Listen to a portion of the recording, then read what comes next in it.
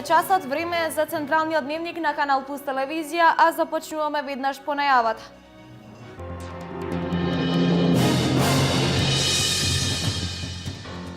Траги на насилство на телото на удавената жена во Калиманци. Обдукцијата покажува дека починала од давење. Се трага по сопругот.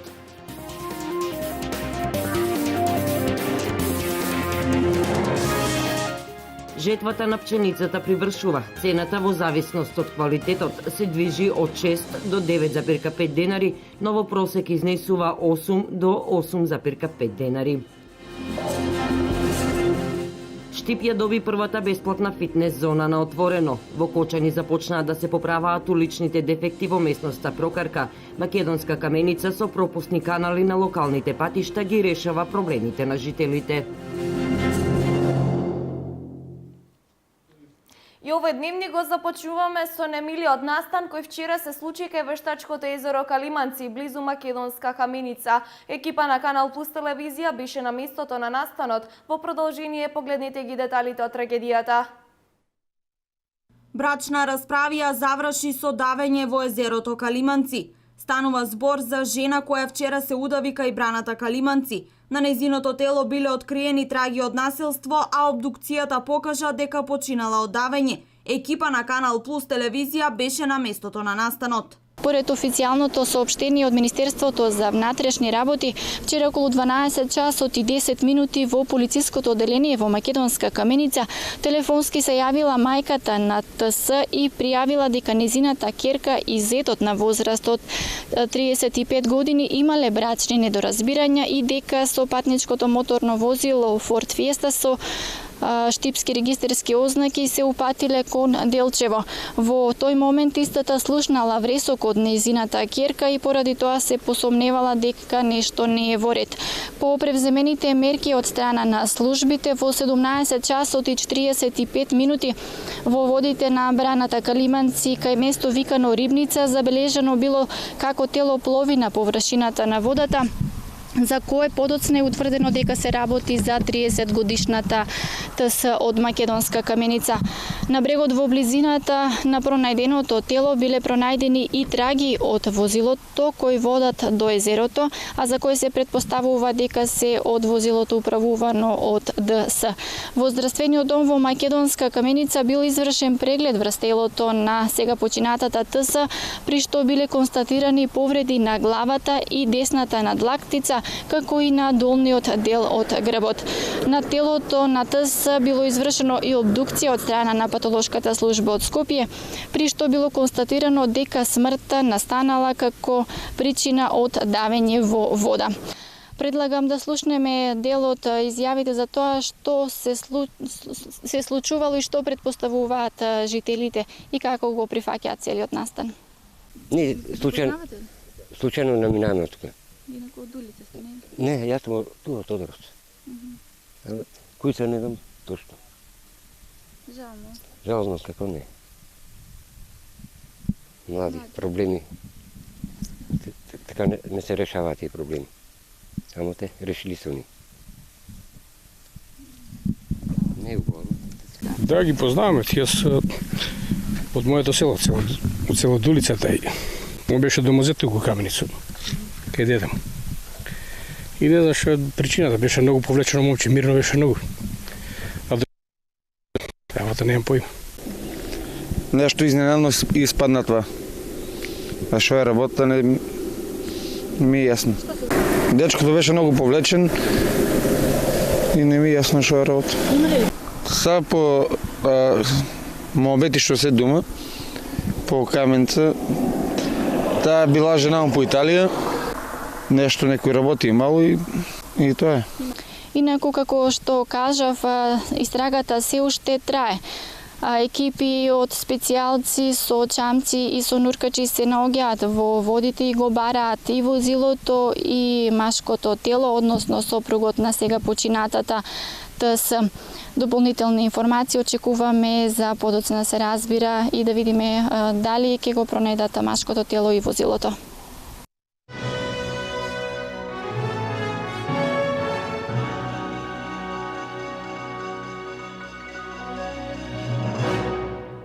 Од денес започнува исплатата на трите заостанати плати на рударите од Злетово и Тораница од претходната стечајна постапка. Рударите може да очекуваат во следните неколку денови да ги добијат средствата. Благодарение на продажбата од имотот на двата рудници, првенство на наплата ќе имаат овие рудари.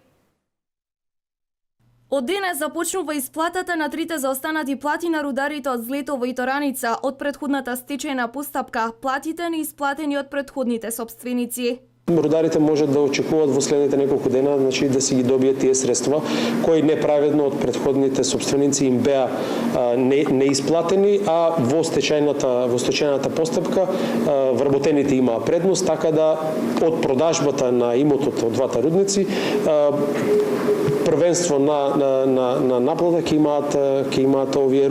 Од 28 бугарски Минстрои веќе станаа и официјално собственици и ги добија имотните листови со што се впишани како официјални собственици на двата рудници. Со тоа паралелно аплицирале за сите потребни дозволи од Министерството за економија и од Министерството за животна средина. Се очекува во наредните 2 до 3 недели да ги добијат тие дозволи, кои што се многу важни за понатамошна експлоатација во двата рудници. Едниот е рударскиот проект кој треба да го одобри Министерство за економија и вториот е студијата за животна средина кој треба да ја одобри Министерство за животна средина. Во моментот се ангажирани околу 160 луѓе во двата рудници кои работат интензивно на сите тие припремни работи за отварање и рестартирање на рудниците. Треба да признаеме дека двата рудници беа во подолго време запуштени, така да новиот инвеститор ќе има малце повеќе работа да ги доведе во рудниците до тоа ниво на безбедност и за да можат да бидат повторно оперативни. Моментално се работи исто и на припреми во флотацијата, така да се гради, односно се реновира комплетно тој дел околу флотацијата со една нова технологија кој што ќе ги задоволува новите стандарди што треба да се практикуваат сега при работењето во овие два рудника. Така да очекуваме дека во наредните неколку месеци ќе се вратат, значи самиот инвеститор обеќа дека ќе ги врати сите претходни рудари кои биле ангажирани во двата рудници. Делев информира и дека во наредните 2 до 3 недели ќе биде објавен оглас за 5 нови локации за детални геолошки истражувања, од кои 3 локации за металични содржини за кои што веќе има одредени прелиминарни податоци, дека во истите имаат поголем процент на метал. Во моментов тече и оглас за користење на термоминералните води од локалитетот Стрновец. Продолжуваме со останатите настани. Штипја доби првата бесплатна фитнес зона на отворено. Веќе се поставени првите справи за вежбање кои штипјани имаат можност да ги користат од денес. Овој проект го спроведува и финансира Агенцијата за млади и спорт со цел подигање на јавната свест за физичка активност, особено кај младите. Општината има уврска да го направи пристапниот пат до фитнес паркот и истиот да го загради со заштитна ограда. Дополнително, овој простор ќе биде хортикултурно уреден. Штипјани од денес ќе може да спортуваат и рекреираат во новиот фитнес парк на пешачката патека за Дисерот. Станува збор за првата бесплатна фитнес зона на отворено во Штип, која се реализира со финансиска поддршка од Агенцијата за млади и спорт. Од вчера се поставени справите и реквизитите за рекреација. Вредноста на паркот е некаде околу 25.000 евра, инаку средства обезбедени преку Агенцијата за млади и спорт, зашто како општина сме благодарни што го избраа Штип да биде дел од овој проект за постојање на фитнес паркови. Се разбира, проектот ќе продолжи со тоа што оваа зона ќе биде на некој начин спортско-рекреативна зона. Предвидено е да се направи и скейт парк, како и едно кошаркарско игралиште. Граѓаните задоволни што ќе може да спортуваат на отворено и да ја користат бесплатно модерната фитнес опрема. Многу добар, убав е, добро изражување. Општината има обврска да го направи пристапниот пат до фитнес паркот и истиот да го загради со заштитна ограда. Дополнително, овој простор ќе биде хортикултурно уреден. По пустување на оградата, општината размислува истиот да го отстапи на управување на некој од клубовите, спортските клубови во Штип, дали тоа ќе биде боречки, дали ќе биде карате клуб, ќе видиме во иднина, со цел истото да се внимава на самиот фитнес парк, да не биде оштетен и се разбира за почеток има обезбедување посебно во вечерните часови да се внимава на справите и реквизитите. Нашиот апел до граѓаните е да се чува, да се внимава и да се пази ова што е направено, бидејќи тоа е општо добро за сите нас.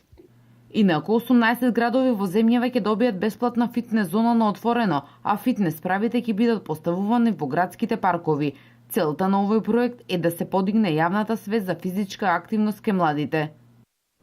И кочанчани веќе имаат место каде ќе може да ја развиваат нивната физичка активност. Фитнес зоната која пред 10 дена започна да се гради, веќе е во завршна фаза. Кочанчани веќе имаат место каде ќе можат да ја развиваат нивната физичка активност. Фитнес зоната која пред 10 дена започна да се гради веќе е во завршна фаза. Направен е увид од страна на градоначалникот на Кочани, Радко Димитровски, а неговите очекувања се дека фитнес зоната е збогатување на спортско-рекреативниот центар Бавчолук и дека ќе биде одлична мотивација за физичката култура и активност на сите жители. Според техничката документација, оваа фитнес зона се протега на 200 метри квадратни, која содржи 8 справи, на кои истовремено ќе може да вежбаат 30 на луѓе.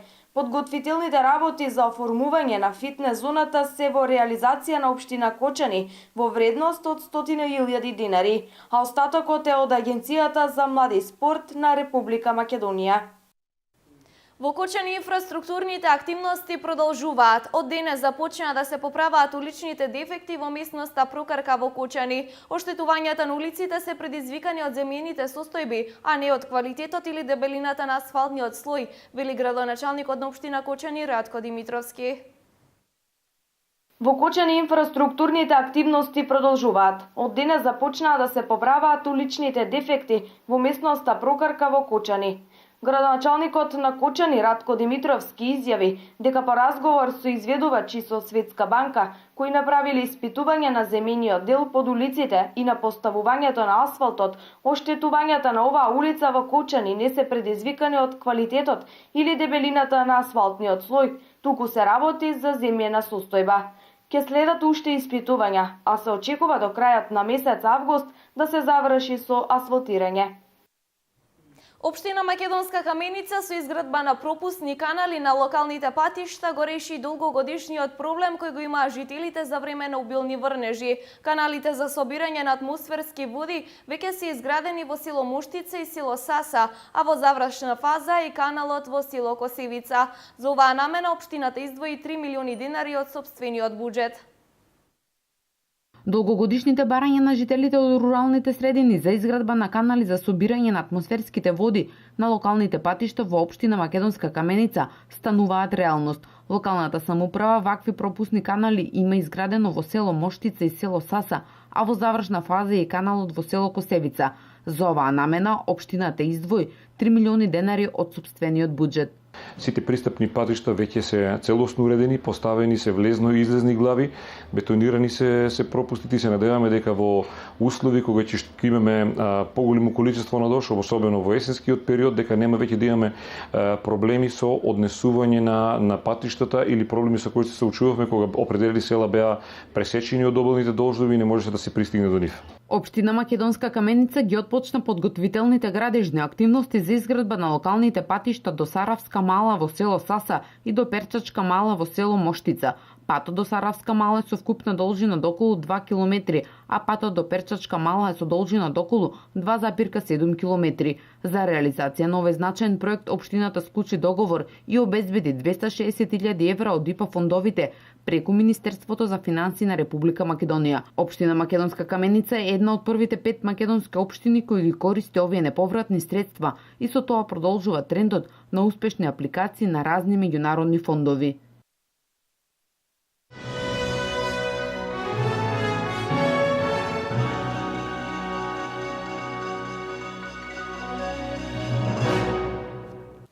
Продолжуваме на тема земјоделие. Привршува жетвата на житариците. Годината според просечните приноси, кои се на 3000 килограми од хектар, се оценува како мощна богата. Во моментот актуелна е откупната цена за пченицата, која кај земјоделците создава незадоволство. За многумина 8,5 денари е премалку за килограм лебно жито. Привршува годинешнава жетва на пченицата и јачменот. Приносите во зависност од местоположбата на површините, како и од примената на неопходните агротехнички мерки, солидни. Во просек околу 3000 килограми од хектар кај пченицата и 2800 кај јачменот. Во моментот, додека се уште се собира родот, жетварите се преокупирани со цената, која за пченицата се движи од 6,5 до 9,5 денари по килограм, односно во просек околу 8,5 денари. 8 денара пченица, 12 денара триците плевата го продават. На што значи тоа? Еве млиновете. Триците треба напротив да бидат помалку од житарицата. Па стоката по осигурани него да го продаваш. Поради ова, многумина нема да ја продаваат и ќе ја чуваат за собствени потреби за размена за брашно или за исхрана на добитокот. Ја ќе ја расипам, у река нека изедат пилињава што летат, а не ја дадам за тие пари. Како да ја дадам кога житото, сега пченица ја дадам од 6 до 8 динара, а љупката после ја купувам 12 динара. Која логика е таа, молим те? Млинарите сега начекаа живот, да ти кажам право дека кастрит како сакат. Според Ефтим Шаклев од Асоциацијата на земјоделци во однос на цената, дел од земјоделците се задоволни, дел не се. Инспекцијските служби се на терен и си го завршуваат својот дел од работата, односно ја одземаат откупената пченица од страна на нелегалните трговци. Земјоделците ја поздравуваат владината мерка дополнителни 6000 денари подршка за хектар и ќе ја користат сите чиј род е пријавен. Втората мерка пак складирање на вишокот лебно жито во силосите во Прилеп и Жито Вардар со 80% државна подршка се очекува, рече Шаклев, да ја искористат поголемите производители, финансиски помокините, кои ќе можат да го одложат продавањето и да чекаат по висока цена. Фолклорот на ансамблот Китка од село Исти Бања со својата автентичност добитник на главната награда во рамките на интернационалниот фестивал Илинденски денови, кој викендов се одржа во Битола. Фолклорниот ансамбл Китка од село Исти Бања ја доби наградата за автентичен фолклор во рамките на фестивалот Илинденски денови 2016, кој викендов се одржа во Битола. На фестивалот учествуваат 40 ансамбли од Македонија, Шпанија, Северен Кипар, Бугарија, Турција и Мексико. Членовите на ансамблот Китка автентичноста на фолклорот од село Исти Бања ја презентираа преку обичајот прв пат биење на млеко, пропратен со соодветни танци и песни од регионот на Исти Бања.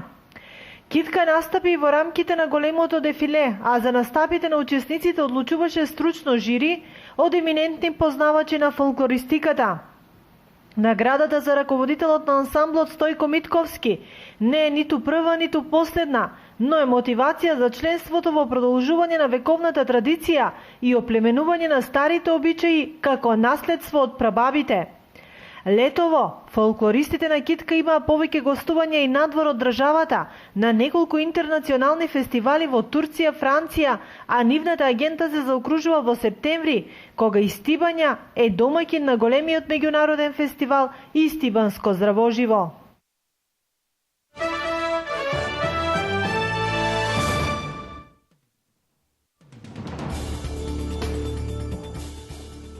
Во центарот на турскиот град Анталија синоќа експлодирала рачно изработена бомба, што била оставена на клупа, информира телевизијата CNN Турк, цитирана од ТАСС. Лесно се повредени две лица кои учествувале на провладен митинг, организиран во овој дел од градот. Повредените веднаш биле префрлени во болница. На местото на настанот, што според полицијата се наоѓа 150 метри од плоштадот на Републиката, се изведуваат истражни действија. По неуспешниот обид за преврат, што беше изведен на 15 јули низ цела Турција, се одржуваат митинзи за поддршка на председателот Реджеп Таип Ердоган и владата, а ја имаат паролата на стража на демократијата. Се очекува кулминацијата на овие акции да биде масовниот митинг закажан за 7 август во Истанбул, забележува ТАСС. Поранешниот македонски премиер Никола Груевски од вчера е на летување во Анталија. Уапсен е човек осомничен за напад со нож во Лондон, при што една жена беше убиена, а 5 други повредени. Уапсен е 19-годишен државјанин на Норвешка со сомалиско потекло. Полицијата соопшти дека не нашле докази за терористички мотиви или радикализам. Полицијата верува дека станува збор за спонтан напад и дека жртвите биле избрани случајно. Нападот се случил синоќа на плоштадот Расел во центарот на Лондон. Починатата жена била американка и имала околу 60 години, а повредените се од Британија, САД, Израел и Австралија. Двајца од повредените се уште се во болница. Градоначалникот на Лондон, Садик Кан, повика народот да остане смирен и внимателен.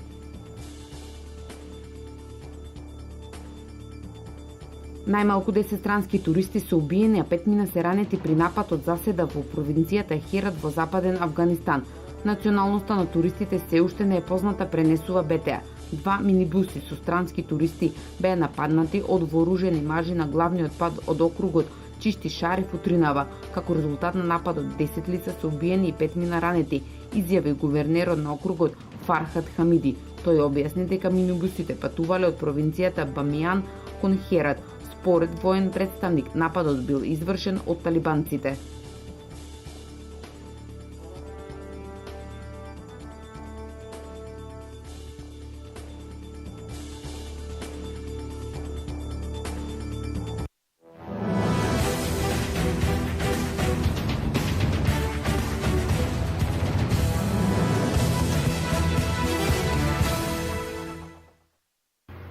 Лекарот по спортска медицина и страстниот љубител на спортот и маратонското пливање Бошко Илиевски, човек кој од 2001 година го пропагира и анимира пливањето како здрав спорт, во сабота со почеток во 10 часот и 30 минути ќе плива маратон на Беровското езеро во должина од 4,5 километри.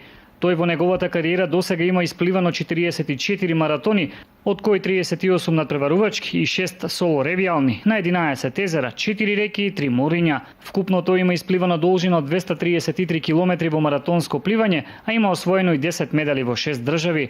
Освен пливањето, Бошко Илиевски е тренер и водич на наши маратонци од странство, а работи на основање на пливачка школа и етаблирање на тиквешкиот маратон. Стартната позиција на маратонот на Беровското езеро ќе биде на зидот на езерото во непосредна близина кај наблюдувачката куќа.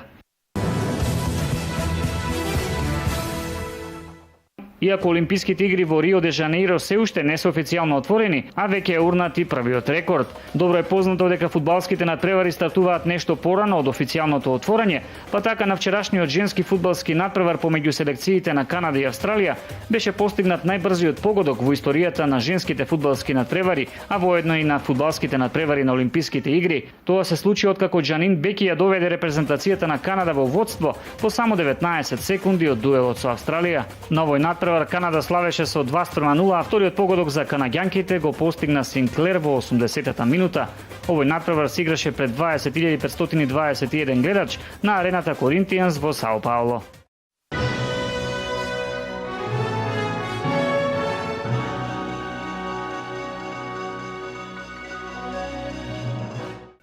Ова беше се во вториот дневник на Канал Плюс телевизија. Не заборавајте следното издание во 23 часот. До тогаш пријатно.